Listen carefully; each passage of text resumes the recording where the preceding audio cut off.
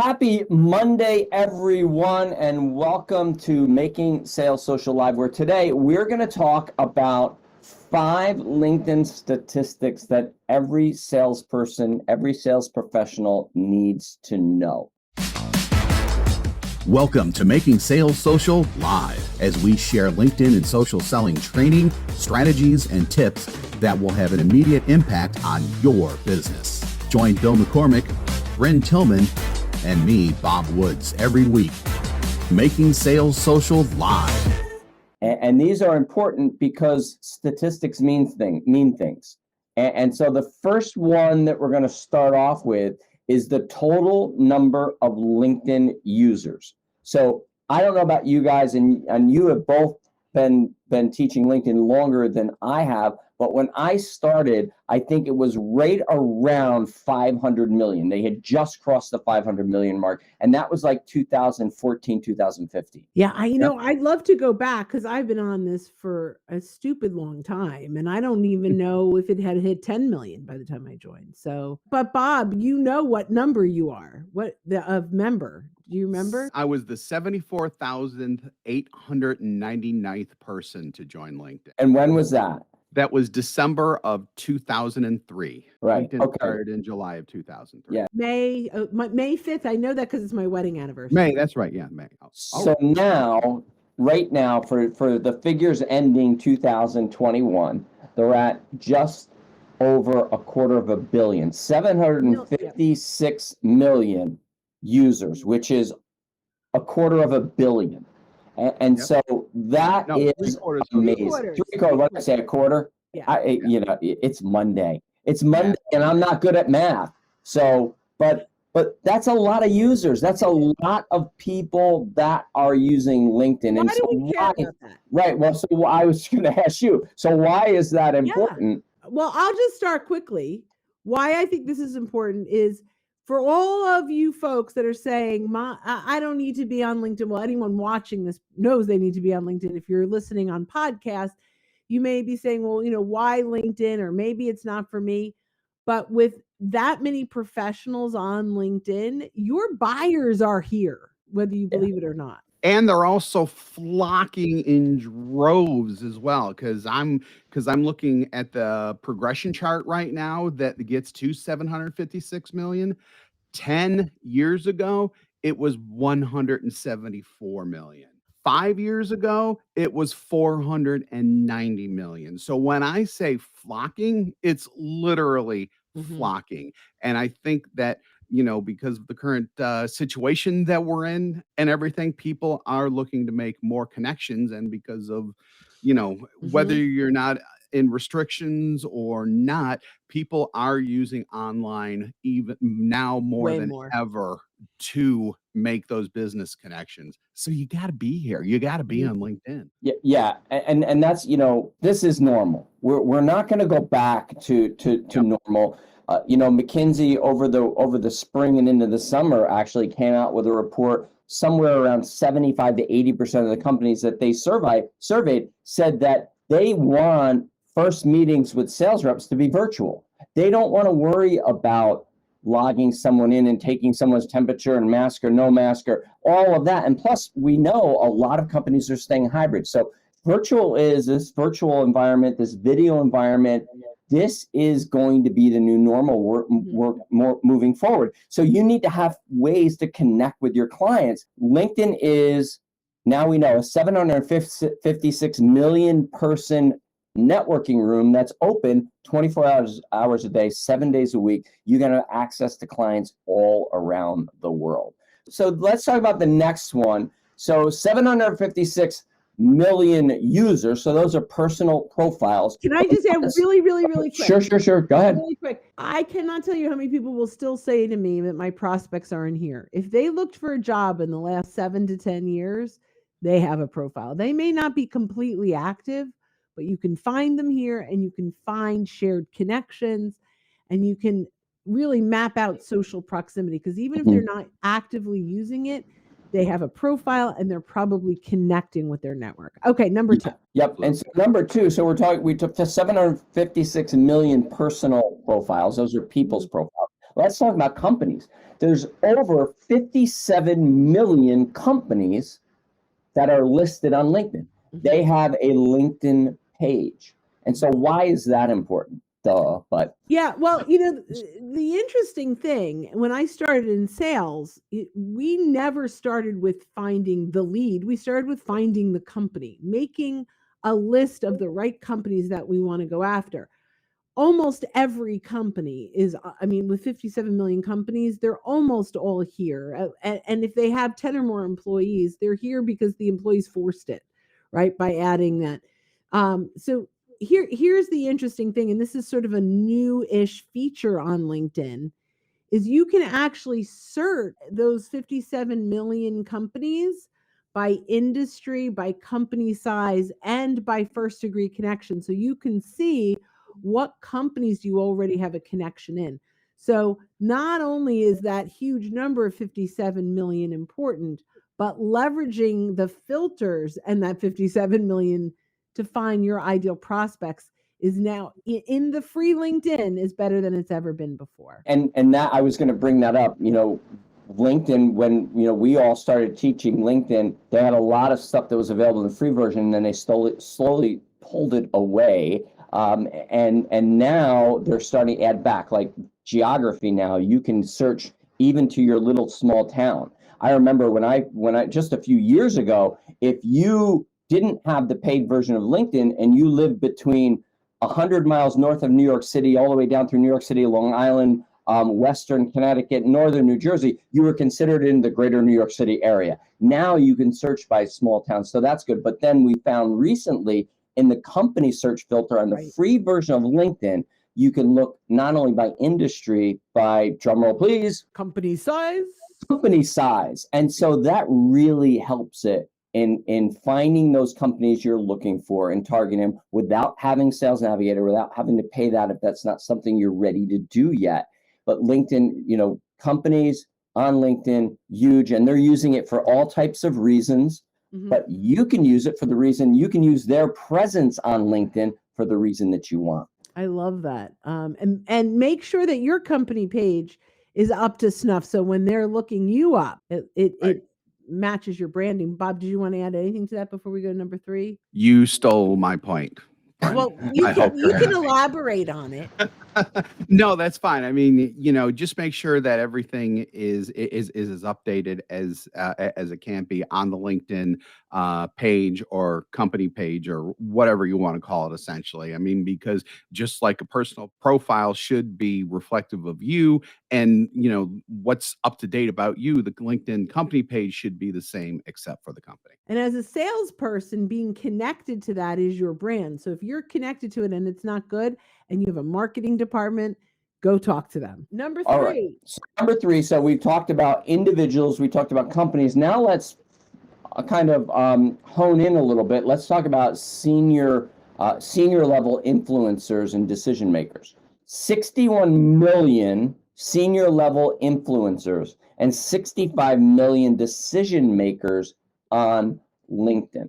And so this goes to Bryn's earlier point when you say, well, my so-and-so, whatever, my ideal client's not on LinkedIn. They're there. And even the senior level folks are there. And I know what you're thinking. Yeah, they have a profile, but they might not be active. So Bryn, what would you say to that? Well, so we kind of covered that a little bit in the beginning, right? If they are there, you can find them, you can map them out, you can identify who that can help you get there. Being active on LinkedIn is not as important as you might think when you're prospecting. The key is that they're there and they've built a network. They're accepting connection requests, even if they're not posting. Now, of course, if they're posting, there's opportunities for us to engage. But from a sales perspective, this is really important because we can see who they are, how long they've been at that company, who our shared connections are, and who all the influencers are inside of that organization. So buyer mapping is a really important tool for salespeople, and LinkedIn allows us to do that better than any other tool out there. And I'll add to that, there are a lot of people that are lurkers on LinkedIn, even people that are senior level influencers and senior level decision makers. They're looking, they may not be active. Their page might not show a lot of activity in terms of posts and engagement. But when you send them a message or send them a connection request, when you ask them or tag them, they're getting a notification about that. They're getting an email that says that to them. And so it's so important that you're reaching out with the right intentions, with the right motives, that you're not giving false flattery, that you're not saying, love what you're doing there with Social Sales Link. And if they quizzed you about what Social Sales Link did, you'd be like, I love it when people tell me. Just the other day, somebody told me that they wanted to connect with me because I was in marketing. I said, what about my profile made you think I was in marketing? They didn't look at my profile. They did a search under marketing and I came up. So it's very important with senior level influencers and decision makers that you understand that even though they may not show activity, they are still probably seeing some content. Like Bryn said, the most important thing is they have a network that's on LinkedIn. And we can leverage that. Bob? Yeah, exactly. And it's the power of the network that really comes in here more than anything else, because, they may never be on LinkedIn. I highly, highly, highly, highly doubt that. But, let's just say you come across the one unicorn that isn't. They still know people who are on LinkedIn. Because of that, you can reach out to the people they know and ask those people for an introduction or ask Well, to ask clarify, for a they name have drop to be call. on LinkedIn in order Yes, to right. do that. Right. Yeah, You mean they may not exactly. be active. Right. Yeah. Right. Right. Yeah. So just clarifying that because Yeah. Yeah. So No. That's great. I appreciate that. So, activity doesn't necessarily mean disconnection.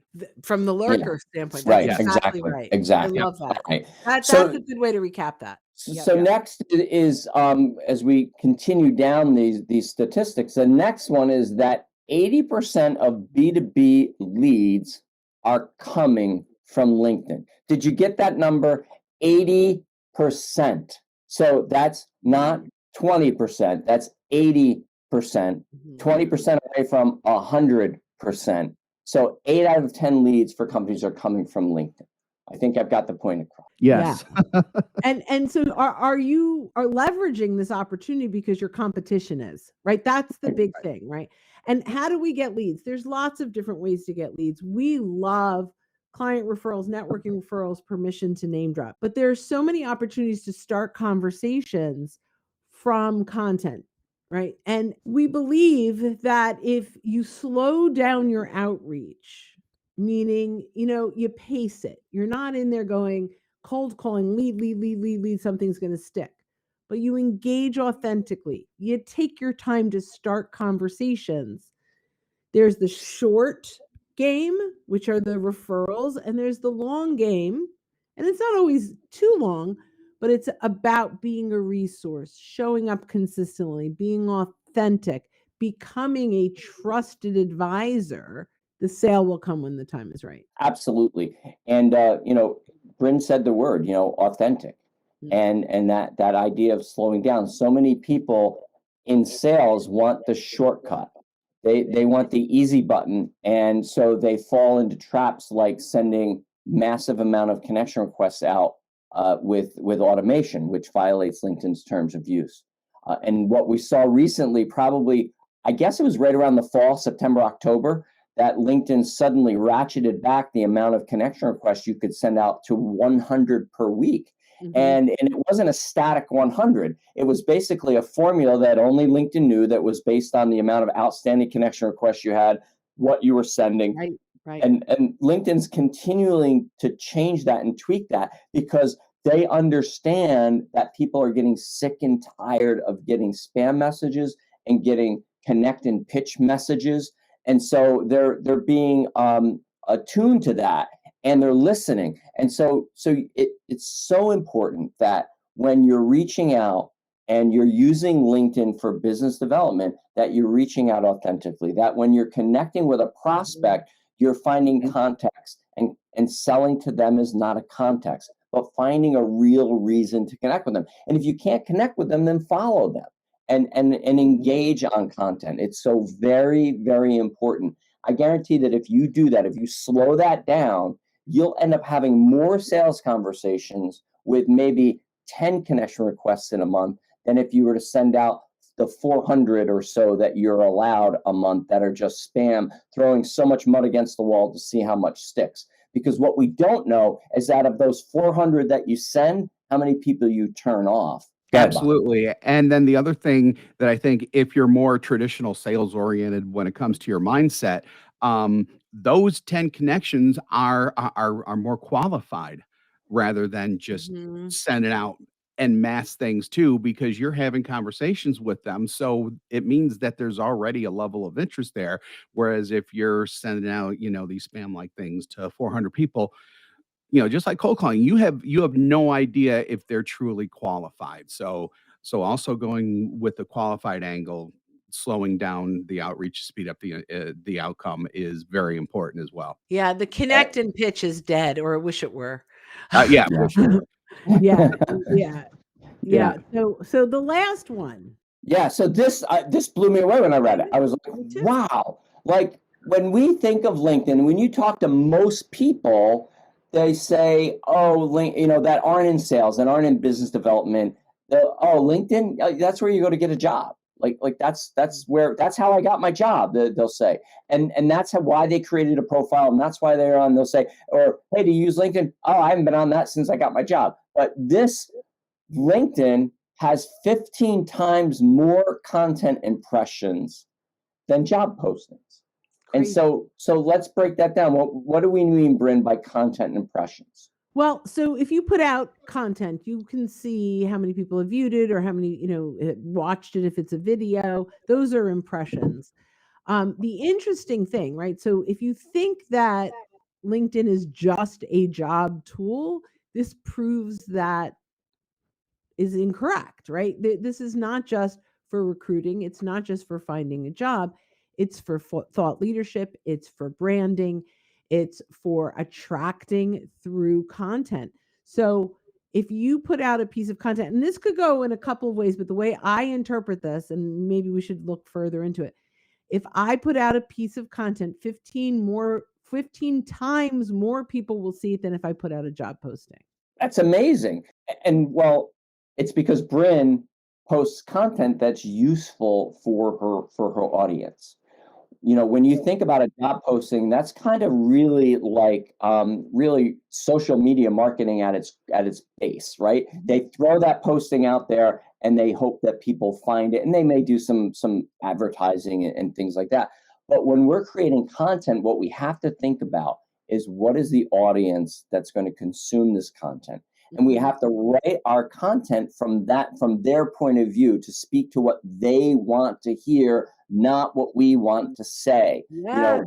If I was to create all of my content on what I want to talk about, it would be all about anti-automation on LinkedIn. Guess what? My clients, they don't care about that. That's not a big deal. That's not one of their 3 big problems that they have that they need to solve. Their 3 big problems are prospecting, revenue, and prospecting, and revenue, and prospecting, and revenue.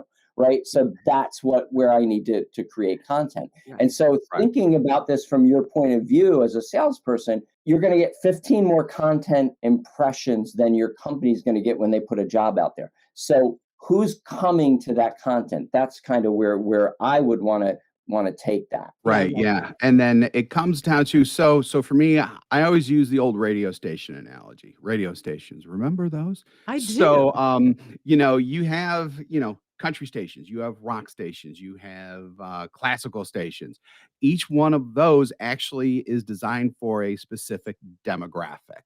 If you program a radio station with only the songs that you want to hear, you're going to have exactly one listener, and that's you. So you need to know what these different demographics want to listen to appeal to them, so you can sell advertising, stuff like that. It's the same type of thinking with your content on LinkedIn. So you need to know who you're trying to attract before you put out the content. If you're just kind of, like was said before, just scattershot with it, it ain't going to work, because you're going to attract too many people who you don't want to have conversations with. Not that they're bad people, you just don't want to have sales conversations with them. And this again comes into the qualification part. as well, because you know that you have more potential to have qualified people, the people who you want to talk to reading your content, as opposed to people who are just coming in because they find your stuff interesting. Love it. Yeah, So- and Yep. well, and what I want to say is maybe if you're listening to this, you're thinking, yeah, but I don't know what to post, and I don't go back in our archives. We've got some great content on, creating LinkedIn content for non-writers. There's how to curate content. There's a lot of content and podcasts that we've done in the past that'll give you some really great information. And if you go to socialsaleslink.com/library, you can sign up and become a free member of our community and have full access to all of our past masterclasses and past content that will help you in creating some content. Yeah, awesome. Well, guys, Awesome. another fun week. Yeah, and so if you want to know in the show notes, and what we'll do is we can maybe drop this in the comments for the LinkedIn Live right now. We got this from the Omnicore agency, and every year they put out great statistics on LinkedIn usage. They get it right from LinkedIn, but they do a really good job of kind of putting it all together. And it's a statistic post that I look at every single year to get my LinkedIn stats. So we'll go ahead and throw that in the comments for those watching live, and for those of you that are catching us on replay on our podcast, we'll go ahead and put that in the show notes. So there you go. Last week, you'll love this stuff. Yes, you definitely will. Even though just a couple weeks ago I did a post and it started out with 86.3% of all statistics are made up. Exactly. Dumb. So there you go. 5 LinkedIn statistics that those in sales need to know. We hope that you enjoyed it. We'll see you next time on Making Sales Social Live. Bye-bye, everyone. Hit subscribe now and click the notification bell to get the latest videos from Social Sales Link. Give this video a like and comment down below. Register for free resources at linkedinlibrary.com.